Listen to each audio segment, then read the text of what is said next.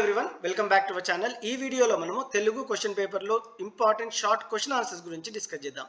So మనం చూసినట్టయితే question పేపర్లో 12th నుంచి 15th క్వశ్చన్స్ మనకి షార్ట్ క్వశ్చన్స్ ఉంటాయి. ఇక్కడ ప్రతి ప్రశ్నకి 3 మార్కులు ఉంటుంది. అంటే షార్ట్ క్వశ్చన్ ఆన్సర్స్కి 12 మార్క్స్ వెయిటేజ్ ఉంటుంది. ఇందులో మనం చూసినట్టయితే ఒక స్టూడెంట్స్ ఒక క్వశ్చన్ మనకి ఖచ్చితంగా కవి గురించి రాయమని అడుగుతారు. సో ఇక్కడ కోరస్ పాఠం కవి గురించి రాయమని అంటారు, లేకుంటే పేరు ఇస్తారు. జనరల్గా అయితే పాఠం ఇచ్చి ఆ కవి గురించి రాయమని అంటారు. సో నేను ఇది ఈజీగా ఉండడానికి నేను ఈ విధమైన టేబుల్ ఫార్మాట్లో అయితే ఇవ్వడం జరిగింది. స్టూడెంట్స్ ఇంకా లెసన్ ఇచ్చి ఆ కవి గురించి రాయమంటారు. ధర్మార్జున లెసన్ అంటే మనం చేమకూరు వెంకట కవి గారు అని రాయాలి. 17వ శతాబ్దానికి చెందిన కవి, తంజావూరు ప్రాంతంలో జన్మించారు. విజయ విలాసం ఈయన రచనలు. ఈయన ప్రబంధ కవి అంటాము. తంజావూరు రాజ్యసభకు చెందిన కవి. నేను ఎరిగిన బూరుగుల లెసన్ కవి గురించి రాయాలంటే మనం పివి నరసింహారావు గురించి రాయాలి. 1921లో జననం, 2004లో మరణం, వరంగల్ జిల్లాలో జన్మించారు. ద ఇన్సైడర్ ఈ తెలుగులో రాయాలి. సహస్రఫన్, 1000 పడగలు ఈయన ప్రధానమైన మెయిన్ రచనలు. బహుభాషా కోవిదుడు అంటే 17 లాంగ్వేజెస్ ఇతనికి వచ్చు. స్టూడెంట్స్ భారత మాజీ ప్రధాని, అనేక భాషల్లో పాండిత్యం కలవాడు.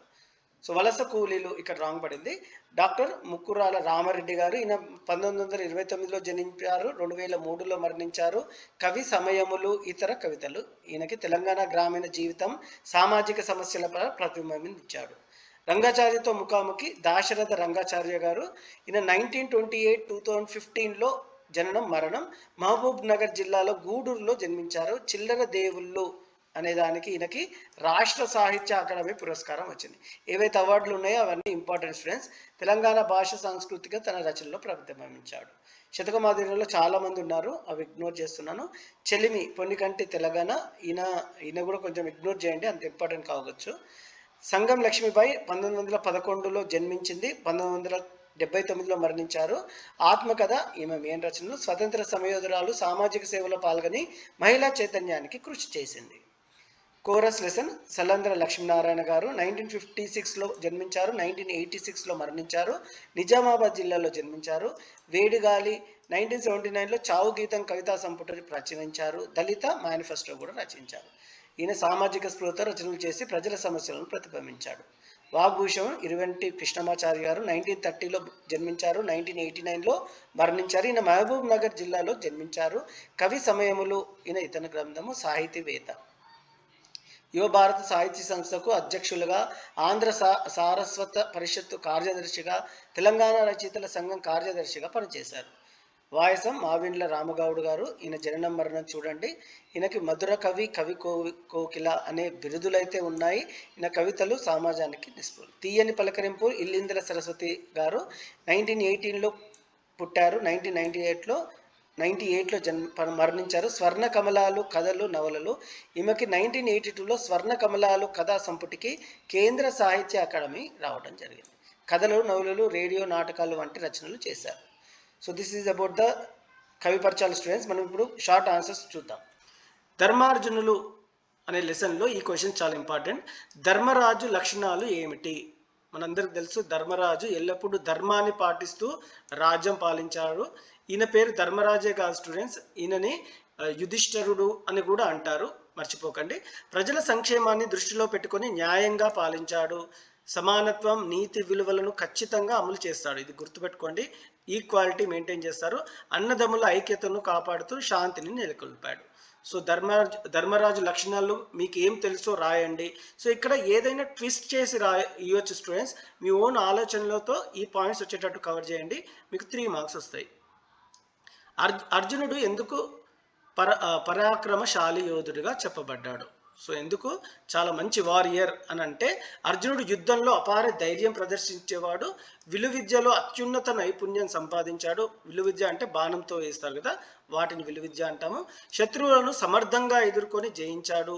పాండవుల విజయానికి కీలక పాత్ర పోషించాడు మహాభారత యుద్ధంలో. సో ఇది ధర్మార్జునుల లెసన్లో 2 క్వశ్చన్స్. నేను ఎరిగిన బూరుగుల లెసన్లో బూరుగుల వ్యక్తిత్వం ఎలా ఉంది అనే క్వశ్చన్ ఏ విధంగా అడిగినా ఈ పాయింట్స్ అయితే రాయండి. బూరుగుల సరళమైన వినయపూర్వక వ్యక్తిత్వం కలవాడు. సమాజానికి సేవ చేయాలనే తపన కలిగి ఉన్నాడు.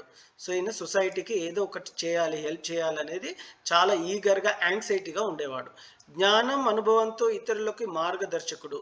చాలా తెలివైన వాడు, ఎక్స్పీరియన్స్తో ఇతరులకి మార్గదర్శకుడు అంటే వే చూపించేవాడు, అందరితో స్నేహపూర్వకంగా మెలిగే స్వభావం కలవాడు.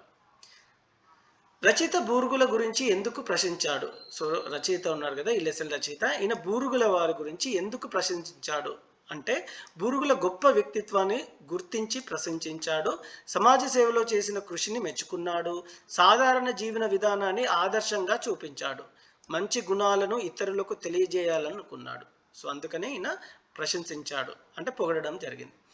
సో వలస కూలీలో ఇక్కడ రాంగ్ అయితే పడింది స్టూడెంట్స్, వలస అని. వలస కూలీల జీవిత పరిస్థితులు ఎలా ఉన్నాయి మీకు ఏం అర్థమైంది, మీ సొంత మాటల్లో రాయండి. వలస కూలీలు ఎలా ఉంటారు అని అడిగితే ఈ ఆన్సర్ రాయండి.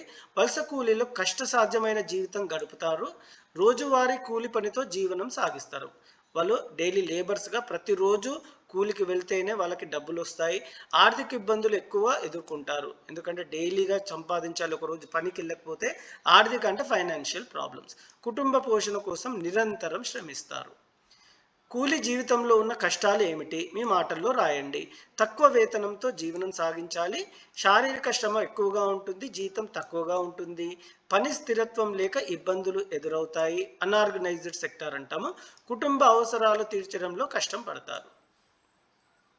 రంగాచార్యతో ముఖాముఖి లెసన్లో రంగాచార్య గారి సాహిత్య సేవ ఏమిటి? సో ఇవన్నీ నేర్చుకుంటే స్టూడెంట్ మనకు లాంగ్ ఆన్సర్లో కూడా మనకి హెల్ప్ఫుల్ అవుతుంది. నేను ఆల్రెడీ లాంగ్ ఆన్సర్స్ మీద కూడా వీడియో చేశాను, మీరు చూడనట్టుంటే చూడండి మహిళా స్కూల్ ఛానల్కి వెళ్ళి. సాహిత్య రంగంలో విశేష కృషి చేశారు రంగాచార్య గారు, రచనల ద్వారా సమాజానికి మార్గదర్శకత్వం ఇచ్చారు, సాంస్కృతిక విలువలను ప్రోత్సహించారు, పాఠకుల్లో అవగాహన పెంచే రచనలు చేశారు.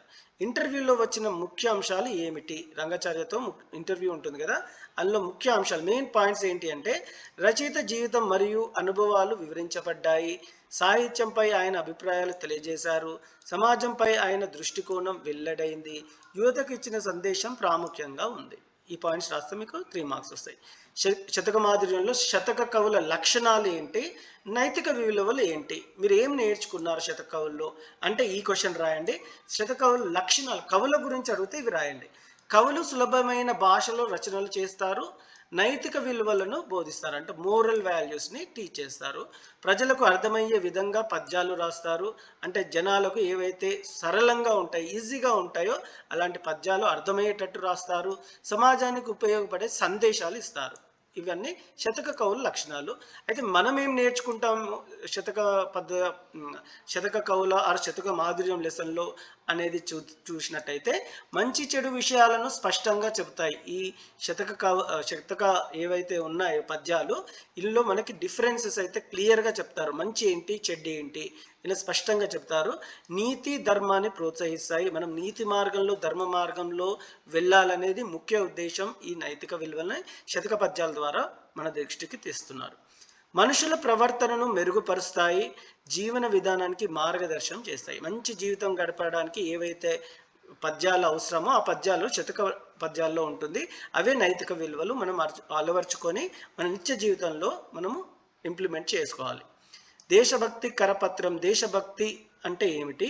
దేశం పట్ల ప్రేమ గౌరవం కలిగి ఉండటం, దేశ అభివృద్ధికి కృషి చేయటం, దేశ సంపదను కాపాడటం, బాధ్యతాయుతంగా ప్రవర్తించడం, రెస్పాన్సిబుల్గా ఉండటమే దీని ముఖ్య ఉద్దేశం. దేశభక్తి భావాన్ని ఎలా పెంపొందించాలి?